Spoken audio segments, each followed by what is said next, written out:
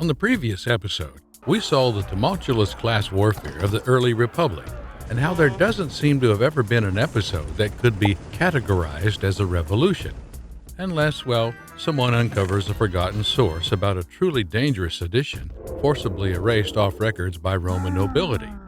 So what about the final days of the republic?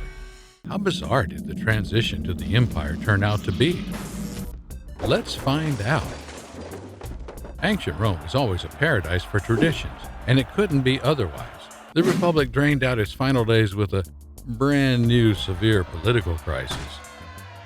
A period of almost 1 century so overwhelmingly turbulent that saw the rules of the political game being constantly reshaped by power-hungry consuls and dictators, as well as 2 triumvirates, who had no qualms on waging one civil war after another if that allowed them to pursue their plans and careers. We won't get into further detail, since this complex topic deserves its own separate video, but this struggle culminated in the defeat and death of General Mark Antony and Queen Cleopatra, the last 2 main adversaries of Octavian, nephew and legal son of Julius Caesar, who definitely managed to secure power by 31 BC after his victory in the Battle of Actium. And here comes the tricky part. Despite that he's been widely renowned as the first emperor in TV shows, documentaries, and even by casual historians, you see, this position never really existed, nor was there a political entity officially called the Roman Empire.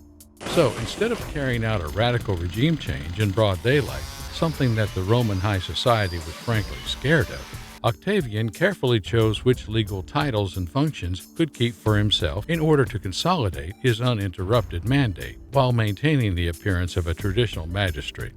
Among those were imperator, which didn't mean emperor in the traditional sense of the word, but commander, usually given to victorious military leaders.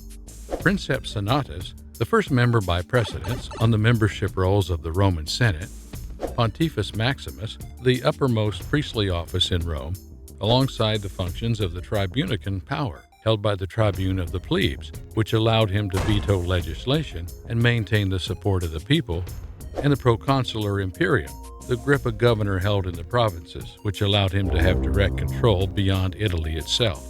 All this, adding that he made all sorts and kinds of well-received reforms, like the creation of a trusty imperial bureaucracy, vast positive military reorganizations, like changes to the pay and benefits of soldiers, several public works projects, like roads and aqueducts, improving the overall infrastructure of Rome, expanded the Senate by increasing the number of seats, which allowed him to appoint more senators loyal to him, and implemented crucial direct and indirect policies which promoted a limited degree of mobility, helping loyal wealthy plebeians like the merchants to climb the rigid social ladder. This seriously improved his popularity among all the social groups, making it less likely to have his authority challenged, save for some unfortunate risk lovers, being rewarded the honorary title of Augustus by the Senate in 27 BC. Nevertheless, even though he took the last stab to the dying republican political system, definitely shifting from an at least archaic chamber assembly system to a factual absolute monarchy, Augustus decided to maintain most of the traditional political institutions and offices from the previous form of government.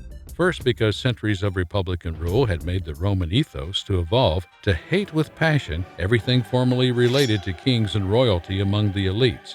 And second, to endow his reforms with a halo of legality, all the while he emptied the republican structures of function and meaning, thus ending with a unique political system called the Principate, where everything would seem to be as it always had been. The sun would shine every day, everyone was equal, except for someone who was more equal than everyone else.